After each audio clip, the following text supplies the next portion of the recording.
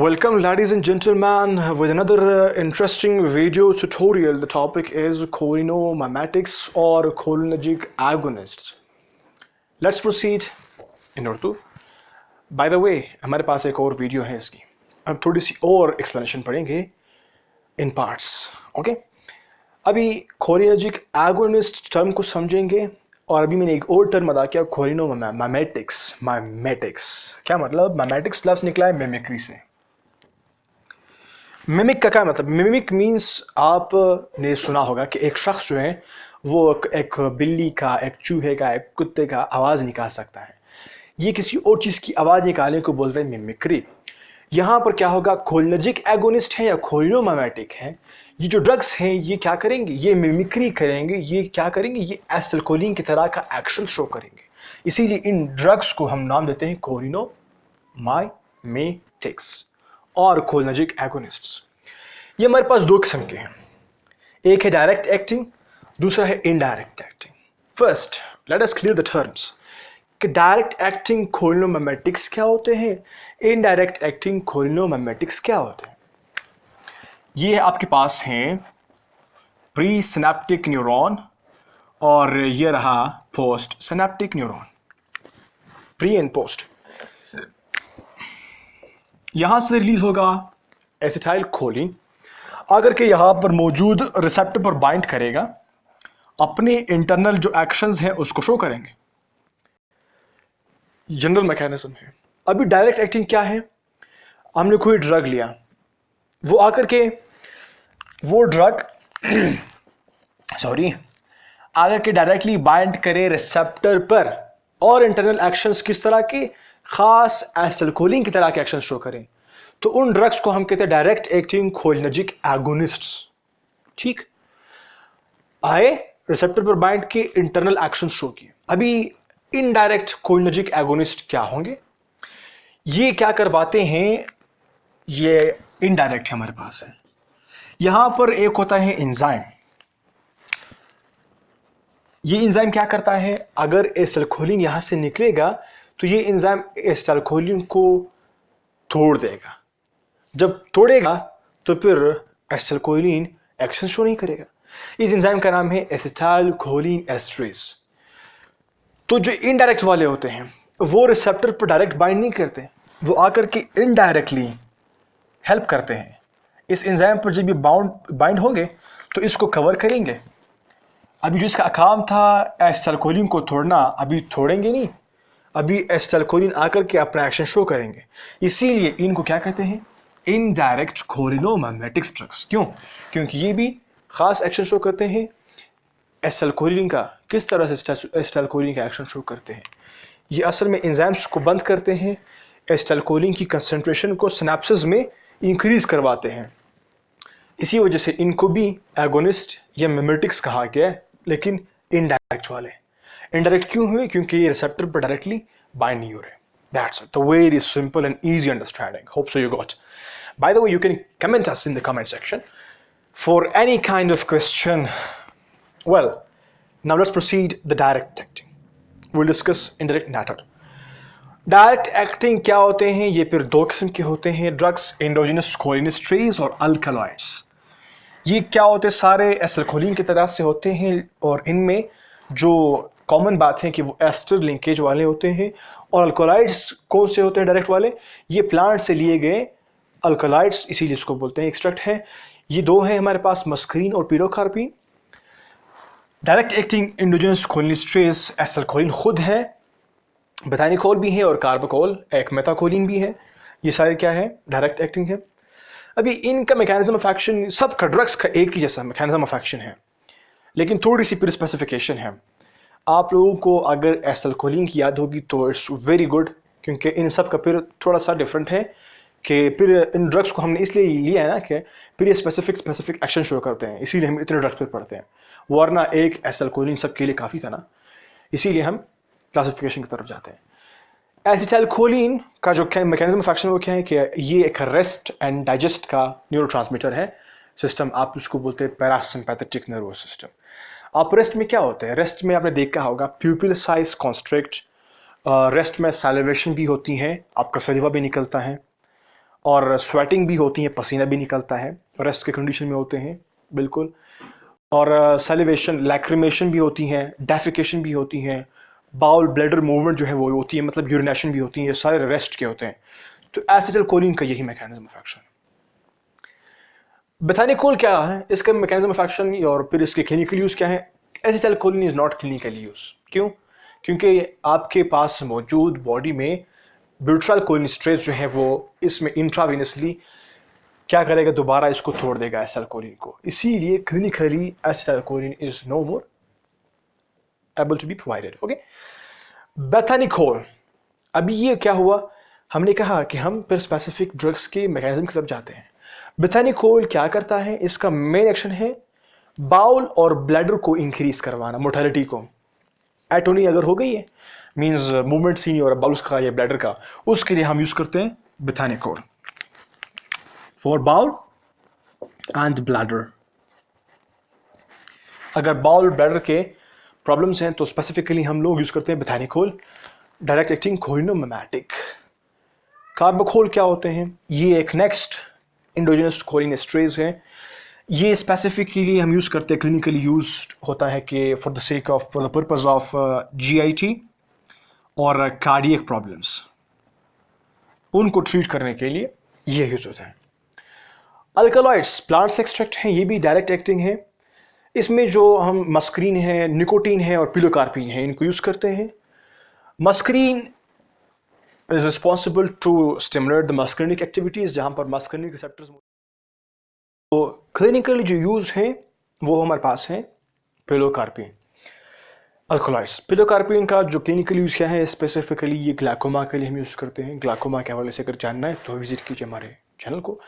Simply glaucoma क्या है, ये एक आई डिजीज है जिसमें पिलोकार्पिन का काम है कि ये सिक्रीशन को इंक्रीज करवाते हैं। अल्कोलॉइड्स हैं, फिर मस्करिनिक और पिलोकार्पिन होते हैं, वो सिक्रीशन को इंक्रीज करते हैं। और ये हम यूज़ करते हैं ताकि ग्लाइकोमा में क्या होता है, वहाँ पर जो आई में है प्रेशर एक्वियस ह्यूमर का बहुत ज़्यादा हो जाता है, तो उस एक्वियस ह्यूमर का जो प्रेशर है उसको डिक्रीज करने के लिए उसको हमने क्या करना होता है, उसकी सिक्रीशन इंक्रीज करवानी होती है ताकि उसको हम सिक्रीट कर सकें, उनको इंक्रीज करवा सकें। तो उस ग्लाइकोमा के प्रेशर से जो एक्वियस ह्यूमर का है उसको बचने के लिए उसको रिमूव आउट करना होता है, निकालना होता है, उसकी सिक्रीशन करवानी होती है ताकि फिर वो प्रेशर ना हो सके और आई डैमेज ना हो सके, जिसके लिए हम यूज़ करते हैं पिलोकार्पिन। ये क्या करवाते, दे इंक्रीज द सिक्रीशन, और आप इसको बोल सकते हैं कि दे पाइल ऑन सिक्रीशंस। ये मैकेनिज्म एक्शन है किसका, पिलोकार्पिन का। फिर हमारे पास है इनडायरेक्ट वाले, इसमें क्या होते हैं, रिवर्सिबल है और इरिवर्सिबल है। अभी इन दोनों टर्म्स को भी समझना पड़ेगा कि रिवर्सिबल इनडायरेक्ट एक्टिंग कोलिनोमिमेटिक्स कौन से हैं और इरिवर्सिबल क्या है। नाम को समझ ले, रिवर्सिबल क्या है, ये इनडायरेक्ट जो आएगा इस एंजाइम के साथ बाइंड करेगा, ये एक रिवर्सिबल होगा, बाइंड करेगा। अगर यहाँ पर कंसंट्रेशन किसी और ड्रग की आएगी, कोई और ड्रग हम देंगे जो कि कोलिनोमिमेटिक नहीं होगा बल्कि कोलिनर्जिक एंटागोनिस्ट होगा, तो अगर उनकी अमाउंट यहाँ पर इंक्रीज होगी तो फिर यहाँ से जो है ये इनडायरेक्ट वाला रिमूव हो सकता है, ये जो ड्रग है वो साइड पकड़ सकता है, या अगर इनकी एंजाइम्स की अमाउंट बढ़ गई। और दूसरा है हमारे पास इरिवर्सिबल, ये क्या है कि जब ये आएगा इरिवर्सिबल इनडायरेक्ट वाला ड्रग एंजाइम के साथ बाइंड करेगा, तो इरिवर्सिबल का मतलब है कि नो रिवर्स गियर है ही नहीं, बस सिर्फ फॉरवर्ड है, बाइंड करेगा। फिर जब तक एंजाइम है ये बाइंड ही है, या तो एंजाइम को इंटरनलाइज होगा, ख़त्म करना होगा, तोड़ना होगा, कुछ भी करना होगा, लेकिन ये फिर हटेगा नहीं। एंजाइम को फिर और नए एंजाइम्स बनने होंगे, फिर वो काम शुरू करेंगे, क्योंकि ये एंजाइम फिर नाकारा हो गए। तो इरिवर्सिबल का मतलब ये हुआ। अब हमारे पास रिवर्सिबल इरिवर्सिबल की फिर फर्दर कैटेगरीज है। रिवर्सिबल के हमारे पास है फाइजोस्टिगमीन, नियोस्टिगमीन, एड्रोफोनियम, और ये हमारे पास तकरीबन ड्रग्स। मुझे एड्रोफोनियम भी याद इसीलिए आया क्योंकि उसका मैकेनिज्म जो है वो नियोस्टिगमीन के साथ अटैच है। अभी आपको बताता हूँ। फाइजोस्टिगमीन, ये इसका मैकेनिज्म ऑफ एक्शन क्या है, आएगा रिसेप्टर एंजाइम के साथ बाइंड करेगा, कवर करेगा एंजाइम को रिवर्सिबली, और ये इसका स्पेशल काम है कि ये आपके CNS को भी डिफ्यूज हो सकता है, बहुत सारे काम कंट्रोल करते हैं। GIT हो और ब्लैडर को ये भी इन्वॉल्व है, वहाँ पर इंटेस्टाइन में इनका भी मैकेनिज्म है कि ये वहाँ को कंट्रोल करते हैं। अगर वहाँ के प्रॉब्लम्स हैं तो फिर हम उसको by mean of reversible physostigmine treat कर सकते हैं।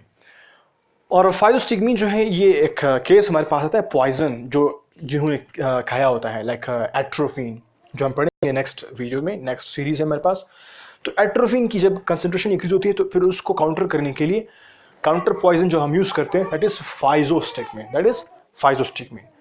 और नेक्स्ट हमारे पास है नियोस्टिगमीन। ये फिर क्या हुआ, अगर हमने सीएनएस के एक्शंस नहीं करने होते हैं या कि सीएनएस की तरफ नहीं जाना हो, फिर हम जाते हैं टूवर्ड्स नियोस्टिगमीन, क्योंकि ये क्रॉस नहीं कर सकता। क्यों? इसका स्ट्रक्चर जो है वो मॉडिफाइड फॉर्म में है, ये टर्शरी फॉर्म में है। Neostigmine can not cross the blood brain barrier और द सीएनएस, क्योंकि ये लिपोफिलिक नहीं है। और ये नियोस्टिगमीन जो है ये फिर साइड वाले जो एक्शंस है उसको कंट्रोल करते होते हैं। ये भी जीआईटी के लिए और इंटेस्टाइन की जो एक्शंस हैं उनको भी ये कंट्रोल करते हैं। अगर वहाँ पर प्रॉब्लम्स हो तो हम ये भी देते हैं, लेकिन ये बहुत स्पेसिफिक है इन ऑर्डर टू इन्वेस्टिगेट उसमें क्या बोलते हैं माइस्थीनिया ग्रेविस, जो कि डिजीज़ है। उस डिजीज़ के लिए हम लोग यूज़ करते हैं नियोस्टिगमीन। अभी मैंने यहाँ पर कुछ देर पहले एक टर्म यूज़ किया, एक साथ एक ड्रग लिया, उसको बोलते हैं एड्रोफोनियम। इन दोनों का जो मैकेनिज्म ऑफ एक्शन है वो एक दूसरे से मिलता जुलता है, एक जैसा ही है। जो डायग्नोसिस करना होता है ना कि कोई पेशेंट है वो माइस्थीनिया ग्रेविस का पेशेंट है कि नहीं है। माइस्थीनिया ग्रेविस एक ऐसा मर्ज़ है जो कि ऑटो इम्यून सिस्टम से बना हुआ है। एंटीबॉडीज यहाँ पर बाइंड करते हैं सभी रिसेप्टर्स, तो जो एसिटाइलकोलिन का एक्शन है फिर उसको वो ख़त्म करते हैं। तो हम फिर क्या करवाते हैं, रिसेप्टर्स बढ़ जाएंगे, एसिटाइलकोलिन बढ़ जाएगा, उसका एक्शन होगा। खैर, उसके लिए हम नेक्स्ट वीडियो बनाएंगे माइस्थीनिया ग्रेविस है क्या। इन शॉर्ट के एड्रोफोनियम जो है हम यूज़ करते हैं माइस्थीनिया ग्रेविस को मालूम करने के लिए, डायग्नोसिस के लिए। तो फिर नियोस्टिगमीन भी तो यूज़ करते हैं। फिर एड्रोफोनियम का क्या फंक्शन यहाँ पर, बहुत ही सिंपल। नियोस्टिगमीन का जो मैकेनिज्म ऑफ एक्शन, जो ड्यूरेशन है वो तकरीबन हमारे पास 30 मिनट से लेकर के 2 आवर्स तक है, 2 घंटे। लेकिन एड्रोफोनियम 10 to 20 मिनट्स के अंदर काम हो जाता है। तो जो जल्दी काम करता है, जो जल्दी हमारे पास अवेलेबल हो, रिजल्ट दें, वो ड्रग्स हम प्रीफर करेंगे। इसीलिए edrophonium is preferred in case of the neostigmine. तो इन दोनों का डिफरेंस क्या हुआ, फाइजोस्टिगमीन नियोस्टिगमीन का? फाइजोस्टिगमीन can cross CNS, it is lipophilic more, and neostigmine is not that much lipophilic, it is polar, so it cannot cross the blood brain barrier or it cannot penetrate the central nervous system। तो इनका action जो है peripheral में होगा। और इनका जो बहुत इंपॉर्टेंट यूज़ है वो हम यूज़ करते थे पहले फॉर आइडेंटिफिकेशन और डायग्नोसिस ऑफ माइस्थीनिया ग्रेविस, लेकिन now is edrophonium is used. Why? Because this drug is having short duration of action, और you can say shorter duration of action. बात करते हैं अगर हम कंपैरिजन की with neostigmine. So this is about reversible. Irreversible क्या है, जो बाइंड हो गए फिर जाएंगे नहीं, वो हमारे पास क्या है, कुछ पॉइजनस सब्सटेंसेस लाइक इकोथायोफेट्स, आइसोफ्लोरोफेट्स एंड मेलाथायोन, पैराथायोन वगैरह वगैरह, ये सारे क्या है हमारे पास इरिवर्सिबल हैं। इनका एक्शन क्या है, ये बहुत लिपिड है, लिपिड सोलुबल है। सिर्फ एक हमारे पास है, एक वो क्या है, इकोथायोफेट। इकोथायोफेट है, मतलब आप इसको एक बात समझ सकते हैं, उर्दू में हम बोलते हैं कि इको मीन्स एक। इकोथायोफेट आप एक ट्रिक भी समझ लें कि एक थायोफेट वाला में से सिर्फ एक है, इकोथायोफेट है, जो सीएनएस को क्रॉस नहीं कर सकता, जिस नॉट मच लिपोफिलिक। बाकी सारे लिपोफिलिक हैं, वो सीएनएस को क्रॉस कर सकते हैं। लेकिन बाकी इनका जो मैकेनिज्म ऑफ एक्शन है वो क्या है कि ये इरिवर्सिबली बाइंड होंगे। बाइंड के बाद जब बाइंड हो गए, जो फिर हमारे पास एसिटाइलकोलिन का एक्शन है उसको फिर ये बढ़ा देते हैं, इसको बहुत इंक्रीज करवाते होते हैं।